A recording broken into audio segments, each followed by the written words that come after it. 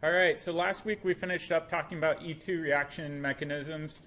Today we're going to finish up talking about reaction rates. What's the general rate of an E2 reaction? So if I had to write the rate equation, it'd be rate equals what? Little k times what?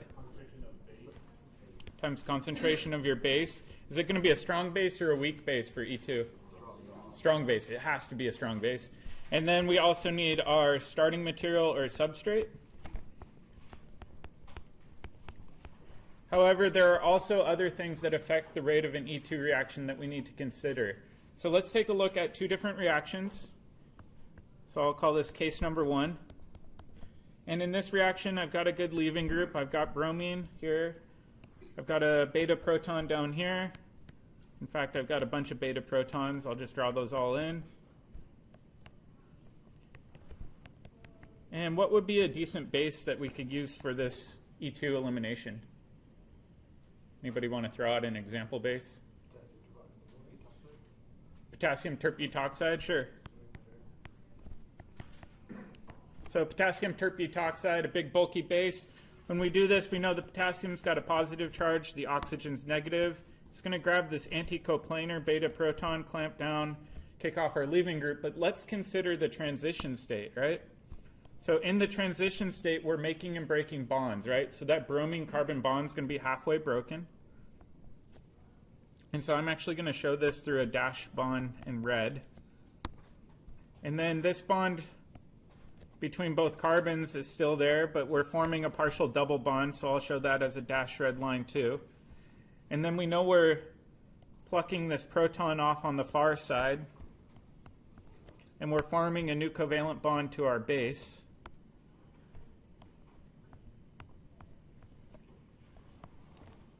And then we still have to fill in these remaining groups here. Oh, let me clean this up a bit. And then down here, we've got this proton and this proton, and we've got our double dagger. All right, now the question is, where will the partial charges be? What about the bromine right here? What charge will it have? Partial negative, right? Because it's halfway between on and off. All right, what about this proton right here? Yeah, kind of a partial positive because it's falling off, and then this oxygen is going to be partial negative.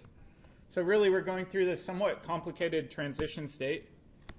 And then when all is said and done, we're going to end up with an alkene with 4 protons coming off of it, right? Makes sense? All right, let's take another example case. This time we're going to have a more complicated alkene, or sorry, more complicated starting material. We're going to set it up exactly the same though. But this time instead of protons, we're going to have methyl groups coming off of it.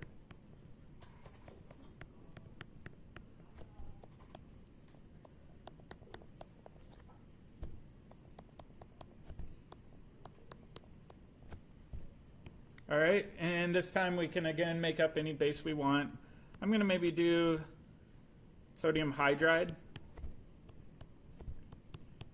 We do have beta protons coming off of these methyl groups, but let's kind of ignore those right now. Sodium hydride's a small base, right? It's going to favor the more substituted alkene. What do we call the more substituted alkene? The Zaitsev product, right? So in this case, we're going to primarily get the Zaitsev E2 product. So we're going to go after this proton, clamp down, kick off our bromine. And just like before, I want to see our transition state. So it's going to look very, very similar. I'm just going to do my black framework first, and then we'll show the bonds being made and broken. It's going to look exactly like the one above, but this time, instead of protons coming off the alkene, we're going to have methyl groups.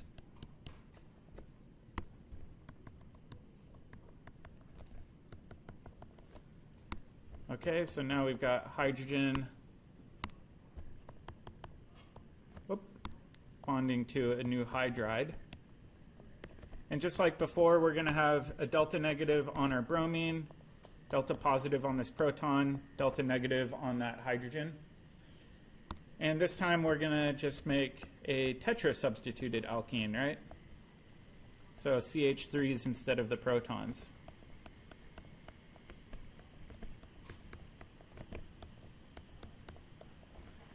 All right, so between these two reactions, which transition state is going to be more stable?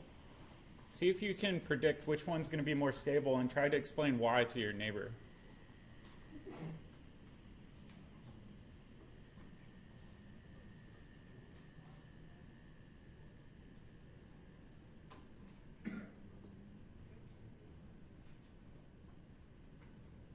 No one's talking.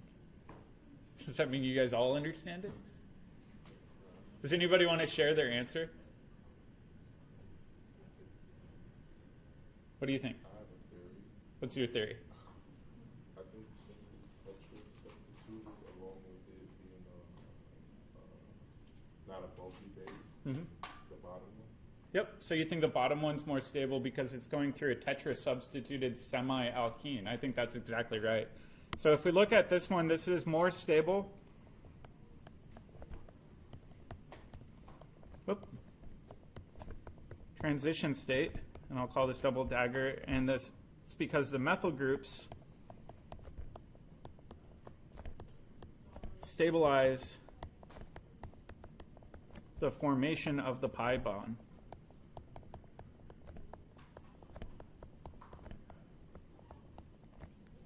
And this is commonly observed with E2 reactions.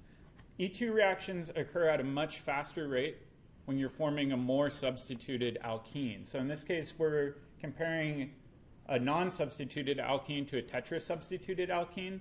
Formation of the tetra-substituted alkene will occur at a much faster rate than the reaction in case 1. Does that make sense? So let's make a little note of that. E2 reactions occur at a faster rate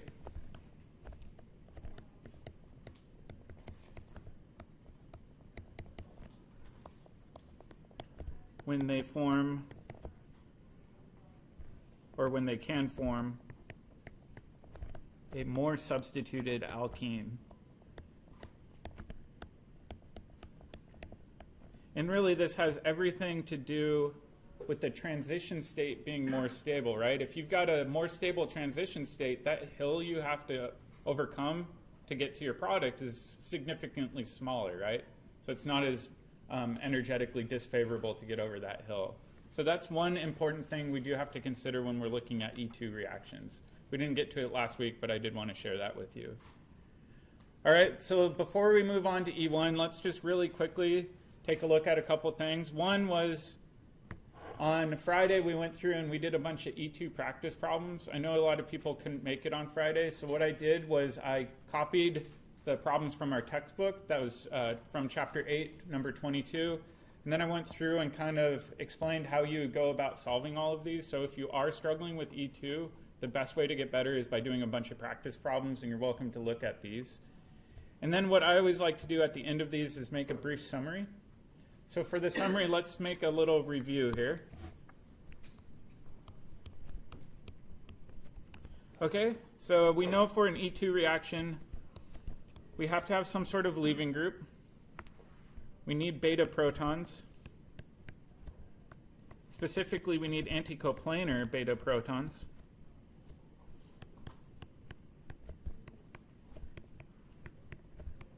So, for example, in this one, we've got anticoplanar beta protons on both of those carbons. We need a decent leaving group.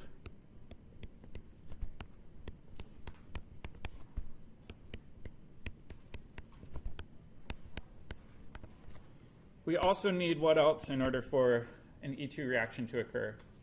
Strong base, absolutely. So let's make a note of that. We need a strong base. Does it matter on our starting material on the left whether or not that leaving group's coming off a primary, secondary, or tertiary carbon? No, not at all. It can come off of any carbon, right? The only thing that matters is that we've got anticoplanar beta protons, we've got a decent leaving group, and we've got a really strong base. That's all that matters for E2. All right, how many different products do you think we'll get out from this reaction? Potentially 3, right? So we've got beta protons on that far left-hand side, so we could pluck those off. That would give us this alkene, right? We could pluck one of the protons off of that right carbon, And we could get both the cis and the trans isomer, right?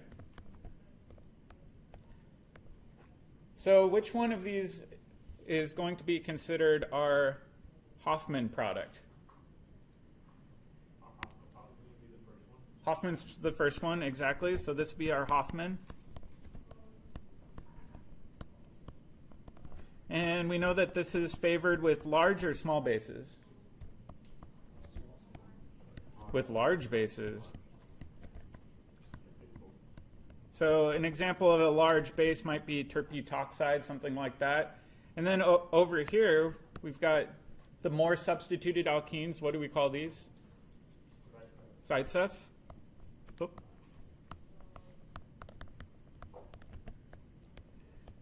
And we know that this is favored with small bases.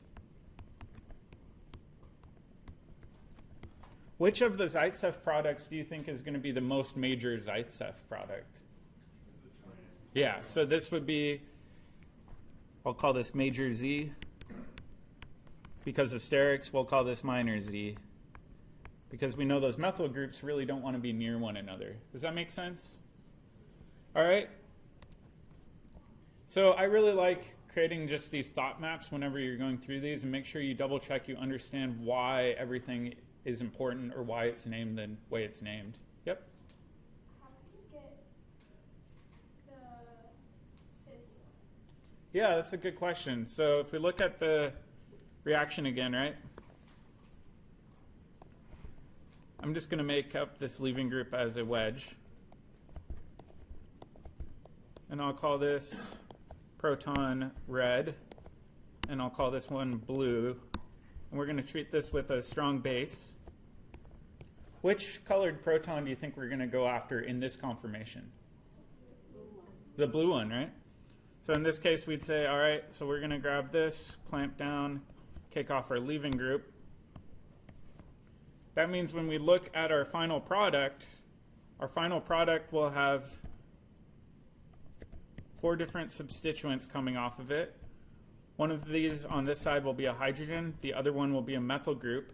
And if we're struggling to predict the relative stereochemistry, we can say, hey, we can do a quick Newman projection on this. We could say, hey, there's a methyl group sticking straight up. There's a blue hydrogen here. There's a red hydrogen here. And then in the back, we'd say, all right, the leaving group is on our left. We've got an assumed hydrogen here. We've got a methyl group down here. So we'd say leaving group and blue proton are anticoplanar. That's why we went after it.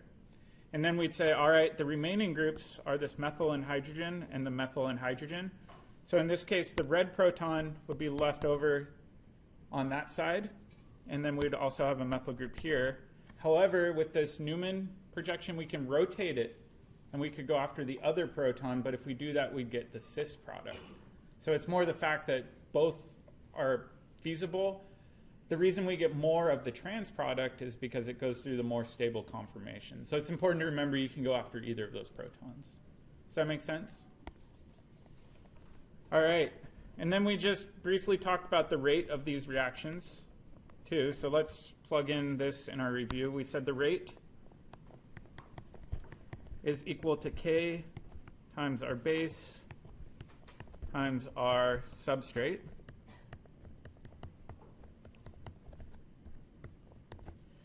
And we said the rate is faster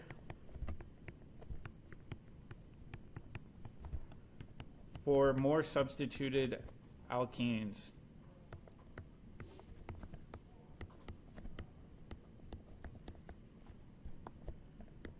All right, so that's kind of the short and simple summary of E2 reactions. There's a lot to pay attention to, and I know it can get overwhelming, but just try to keep it simple and try to review the basics as often as you can, especially before the final.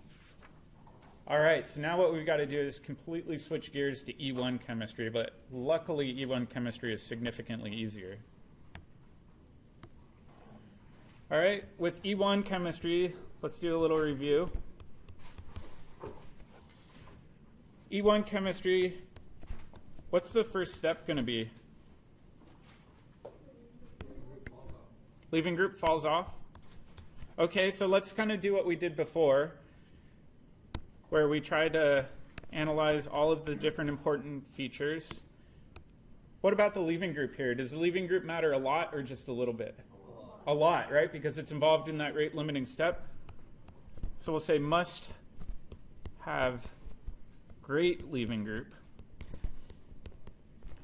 All right, and then as far as the leaving group is concerned, should it be coming off a primary carbon, secondary carbon? What would be best? Yeah, it's best if leaving group is off a tertiary carbon. And that's because we want a stabilized carbocation.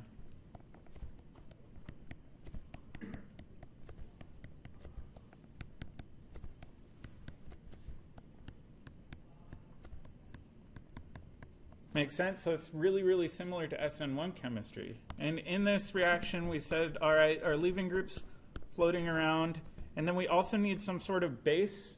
In this case, we really just need a weak base. And why do we only need a weak base? Because it's something in a positive charge, so ready to give up a proton. Yeah, in this case, a strong base would have just done E2 at the beginning, right? It would have outcompeted the E1 reaction and would have just gone straight through E2. In this case, we only need a weak base because that carbocation is so incredibly unstable, it doesn't take much for the next step to occur. So we'd say, all right, only need a weak base. And again, this is because strong bases favor E2. Okay, so that makes sense. What do you think the next step's going to be?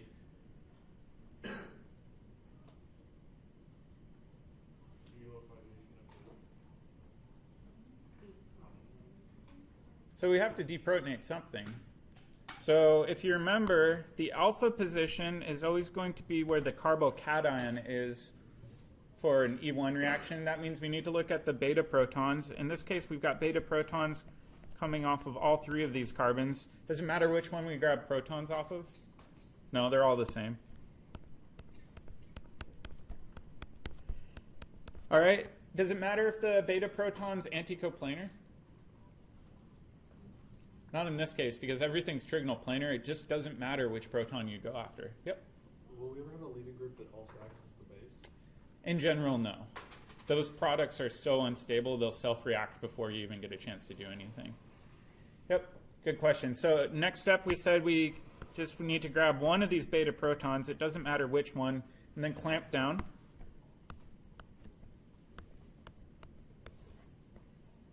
All right, so we still have our leaving group. And now we've got our base, which usually ends up having a positive charge because our base is neutral at first. The nice thing with this is E1 always favors the more substituted alkene.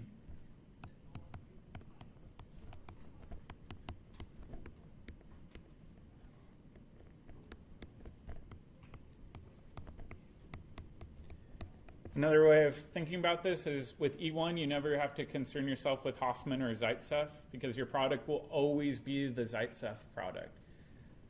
All right, the other thing too that I did want you guys to think about is what's another concern anytime we have a carbocation? Rearrangements too, right? Just like with SN1 chemistry, you have to watch out for rearrangements. So let's make a big note of this.